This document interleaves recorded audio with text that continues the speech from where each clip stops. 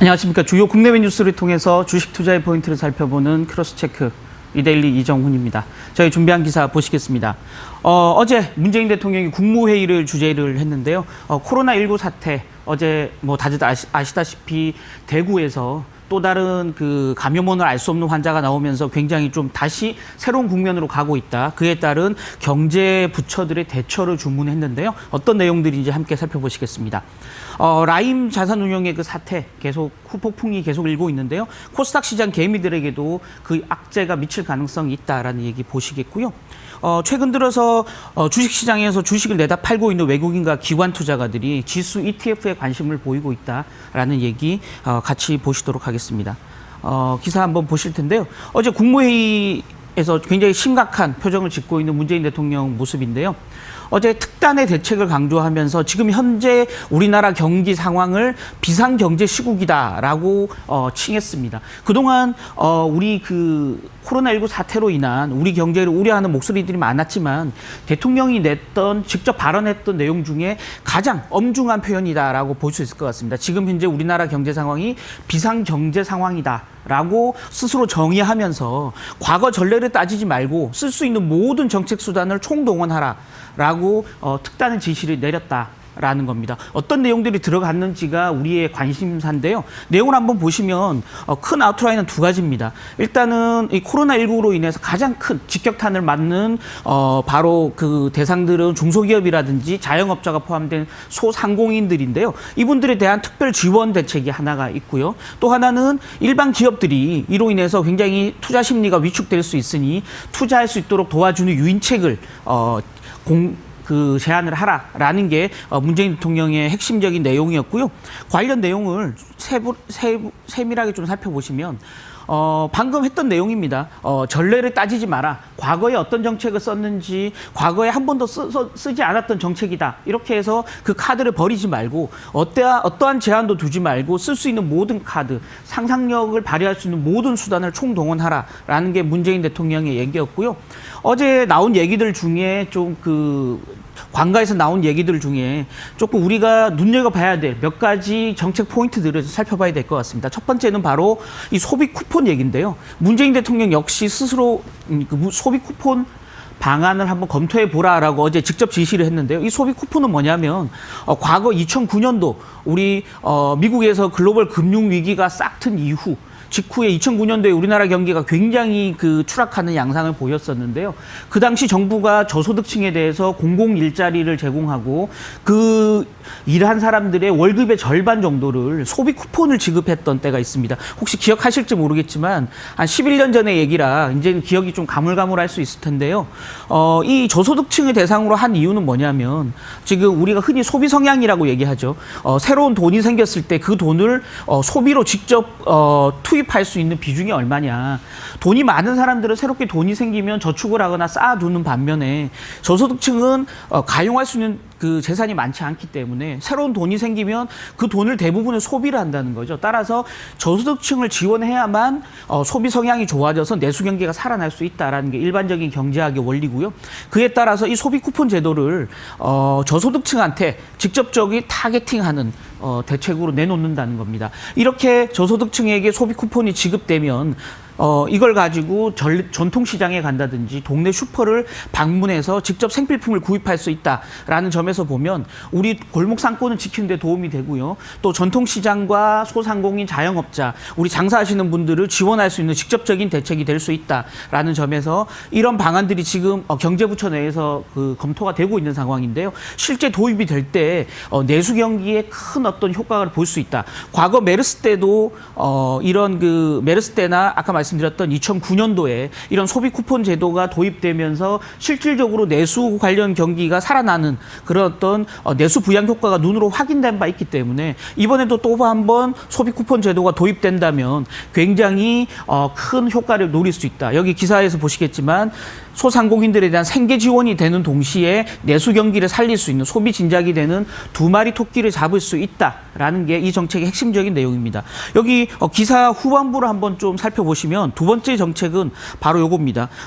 환급금 얘기인데요. 세금을 돌려준다라는 얘기입니다. 그래서 에너지 효율이 굉장히 높은 가전제품을 구입할 경우에 구입한 전체 대금의 일정 부분, 우리가 제품을 사게 되면 부가가치세라는 게 붙게 되고요. 이 부가가치세를 우리도 모르는 사이에, 간접세이기 때문에 우리도 모르는 사이에 제품 가격 내에 붙어 있는데요. 이 부가가치세를 일정 부분 환급해준다, 돌려준다라는 겁니다. 따라서 세금을 깎아주는 어떤 절세 효과가 있다라는 거죠. 그래서 지금 현재 2등급, 3등급, 4등급 가전제품을 쓰고 있는 사람들은 1등급 가전제품으로 교체 구입할 경우에 이 부가세 환급을 받을 수 있기 때문에 굉장히 저렴한 할인 혜택을 볼 수 있다라는 부분이 굉장히 좀 그 효과가 되는 효과를 볼 수 있는 부분이고요. 지금 여기 기사에는 나오지 않지만 지금 정부 부처 내에서는 뭐 친환경 자동차라든지 또 이런 그 내구재 제품들에 대해서 개별 소비세, 우린 개소세라고 흔히 얘기하죠. 개별 소비세 역시 환급해주는 그런 방안들도 지금 검토가 되고 있다라는 점에서 개소세 그 환급, 부가가치세 환급, 또 소비 쿠폰 도입 이런 부분들이 실질적으로 내수 경기를 위로 끌어올리는 효과가 있을 수 있다라는 거고요. 또 하나 좀 관심을 가지고 지켜볼 부분은 바로 이 부분입니다. 자영업자들에 대한 임대료 인하 부분이 어제 직접적으로 언급이 됐는데요. 지금 아시는 분은 아시겠지만 전주 한옥마을 같은 경우에는 이 자영업자들, 소상공인들이 굉장히 어려운 처지에 놓여 있다라고 해서 건물주들이 자발적으로 5% 정도의 임대료를 깎아주는 그런 어떤 운동이, 사회적 운동이 벌어지고 있는데요. 문재인 대통령도 어제 국무회의 자리에서 그 전주의 사례를 언급하면서 이런 건물주들에 대해서 정부가 직접적으로 지원을 해주겠다. 대신에 건물주들은 어려운 자영업자들에게 임대료를 깎아줘라. 라고 얘기를 했고요. 이런 그 붐을 전국적인 붐 운동으로, 국민적인 운동으로 확산시키겠다라는 게 우리 정부의 방침이기 때문에 실질적으로 임대료를 깎아줄 경우에 거기에 장사하고 있는 자영업자들 입장에서는 실질적인 가처분 소득이 늘어나는 효과가 있을 수 있다라는 점에서 조금 더 주목해봐야 될 대책이고요.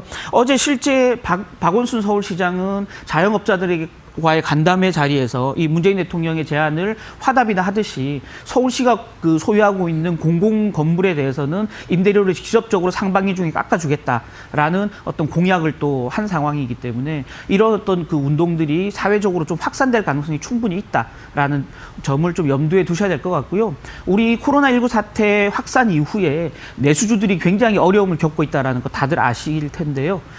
이 내수 경기가 상당 부분 한 1분기 길게는 2분기까지 좀 침체될 수밖에 없다라는 점에서 내수주에 대한 어떤 신중하고 보수적인 접근이 필요하겠지만 정부가 이런 강한 어떤 유인책들을 내놓고 있는 상황이기 때문에 내수주가 너무 과도하게 주가가 빠진다라고 했을 때는 저가에 조금씩 미리미리 사서 담는 그런 전략도 한번 고려해 볼 만하다라는 말씀 드리겠고요.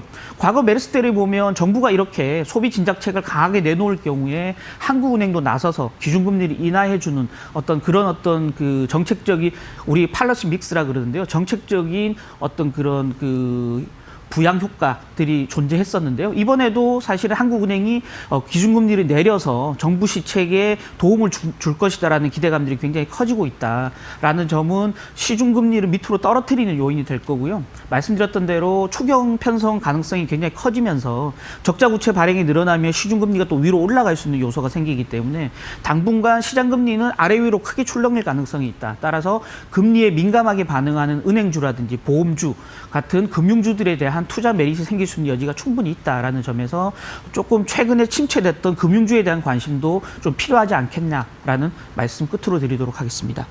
다음 기사 보실 텐데요. 다음 기사는 라임 사태 얘기입니다. 라임 사태, 뭐 아시다시피 지금 한 1조 5천억 정도 되는 라임에 투자한 사모펀드 투자자들에 대한 자금을 돌려주지 못하고 있는 상황인데요. 지금 라임이 어쨌든 그 돈을 돌려줘야만 이 시장이 돌아갈 수 있기 때문에 그 돈을 돌려주기 위한 환급금 마련을 위해서 이 운용하고 있는 두 개의 펀드, 지금 이제 환매가 중단되어 있는 두 개의 사모펀드를 청산하는 작업을 벌일 텐데요. 이 사모펀드에 담겨져 있는 포트폴리오를 시장에서 매각할 수밖에 없다. 라는 점에서 이 포트폴리오에 담겨 있는 상장사 주식들은 기본적으로 향후 시장에 매도 압박이 생길 수밖에 없다라는 게 지금 현재 이 기사의 핵심적인 우려 사항이고요.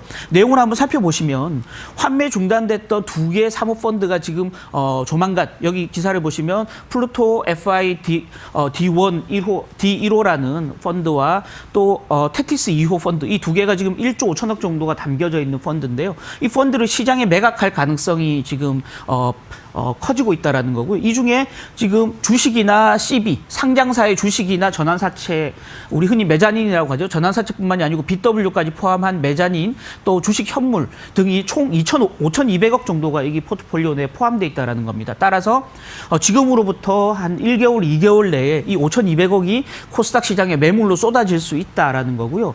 따라서 지금 시장에서는 이런 그 흔히 라임 리스트라고 하죠. 여기 라임 리스트라는 표현이 있는데요. 라임 포트폴리오에 들어가 있는 종목들은 조심해야 된다. 이런 약간 일종의 데스노트 같은 것들이 돌고 있다라는 거죠. 여기 표를 한번 보시면 이 중에서 굉장히 양호한 기업들도 있지만 이 기업들은 지금 현재 라임 자산운용의 사모펀드의 포트폴리오에 담겨 있는 주식들인데요. 이 담겨 있는 주식들 특히나 이렇게 라임 자산운용의 투자 지분율이 높은 종목들은 최근 들어서 이런 라임 리스트에 돌면서 주가가 하락 압력을 받는 그런 양상을 보였다라는 점에서 라임 자산운용 사모펀드에 담겨져 있는 주식에 대한 좀 보수적인 접근이 좀 필요한 시점이다라는 거고요.